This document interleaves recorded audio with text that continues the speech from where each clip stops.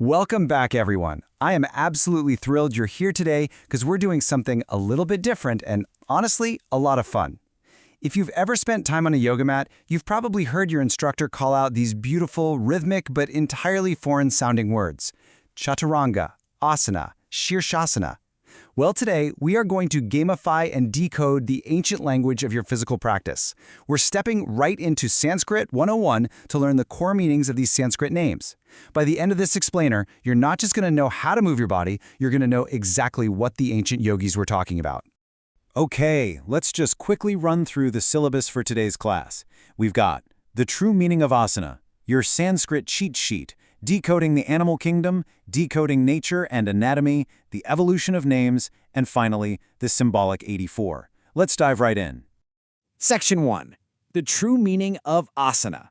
So before we can start building those complex, multi-syllable poses, we've got to start right at the foundational root word, the absolute bedrock of our entire vocabulary today. I want to pose this directly to you. Think back to your last time on the mat. What are you actually saying when you use the word asana? It's a word we just throw around all the time in modern fitness, right? But its origins are super specific. Any guesses from the class? Well, if you guessed C, you get a gold star for today. The term asana is actually derived from the Sanskrit word for a seat. The crucial takeaway here is that many of the absolute oldest poses mentioned in historical texts were strictly seated postures specifically used for meditation. But, language, much like your actual yoga practice, stretches and grows. Over time, in medieval Hatha Yoga and our modern exercise, that word seat totally evolved to describe a massive variety of body postures. So today, an asana covers the whole shebang, everything from standing balances to deep twists to those crazy intense inversions. Moving on to Section 2, your Sanskrit cheat sheet. All right, now that we know what an asana actually is, it's time to hand out the linguistic building blocks. Consider this your personal Rosetta Stone for the rest of this explainer. What's absolutely fascinating here is just how completely logical this ancient language actually is. Variations on the basic poses are just indicated by specific Sanskrit prefixes. I want you to literally mentally bookmark these. Ready? Adho means downward. Ardha means half. Supta means supine or reclining. Urdhva is upwards. And Utthita means extended. If you can memorize these prefixes, you hold the master keys. We're going to use them to solve the puzzle of those complex pose names in just a second. Section 3. Decoding the animal kingdom. You see, the ancient yogis were incredibly observant.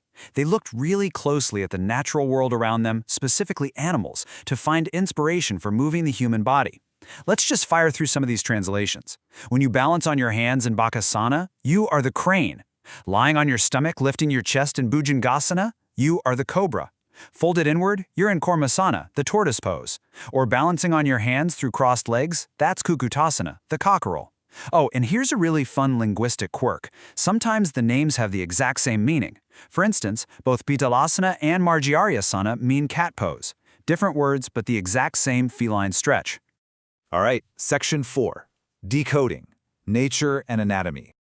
You are doing fantastic. Now it's time for the ultimate test. We're going to take the prefixes from your cheat sheet earlier and combine them with nature roots to decode a massive, seemingly intimidating compound word. Let's see how this builds, step by step. First, we start with adho, which, remember, we learned means downward. Step 2, mukha, which translates to facing. Step 3, shvana, which is the root for dog.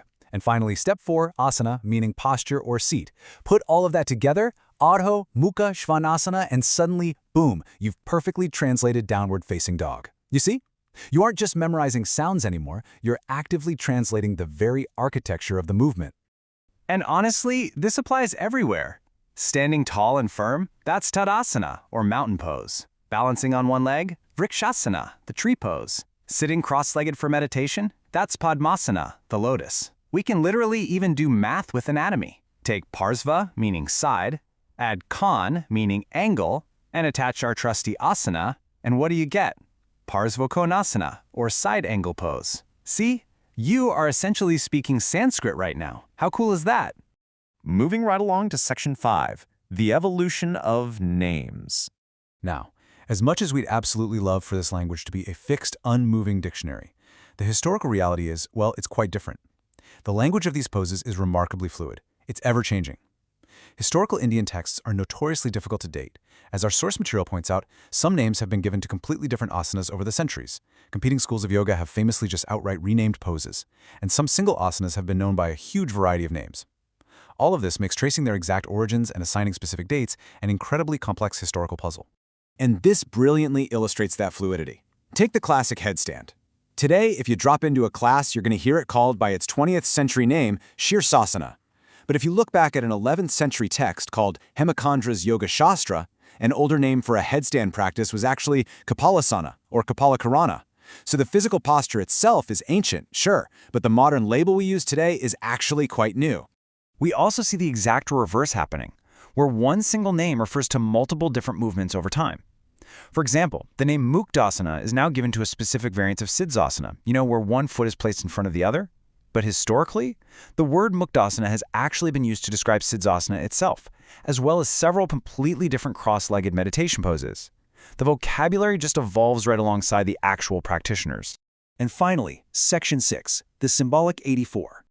This brings us to the climax of today's class. We've talked about what the names mean, and we've talked about how they change. But how many asanas are there, really? 84. While modern texts detail hundreds, honestly, if not thousands, of varied poses, the traditional number of asanas is the highly symbolic number 84. But why this specific number? Well, it definitely wasn't pulled out of thin air. It actually represents a profound, deep connection between the human body and the universe itself. The symbolism of 84 actually derives from deep astrological properties. Think about it. In ancient traditions, there are 7 planets in astrology, right? And 12 signs of the zodiac. Multiply the 7 planets by the 12 signs, and you arrive perfectly at 84. These poses weren't just simple physical stretches. They were explicitly meant to directly link the practitioner's physical body to the grand, rotating cosmos above them. And honestly, if you love numbers, it gets even better. In numerology, the number 7 is the sum of 3 and 4. The number 12 is the product of 3 and 4. So 3 plus 4 multiplied by 3 times 4 equals exactly 84. This brilliantly highlights just how meticulously calculated and deeply, deeply spiritual the roots of this physical practice truly were. Every seat, every angle, every single animal pose was part of a giant cosmic mathematical design. So, my fellow learners, we've decoded the prefixes, we've translated the animals, and we've traced the mathematical cosmos hidden inside the names of your daily workout. You now possess the master keys to unlock the language of the asanas. I'm going to leave you with this final thought. Next time you step onto the mat, what ancient stories will your poses tell? Thank you so much for joining me for today's explainer. Keep learning, and I'll see you next time.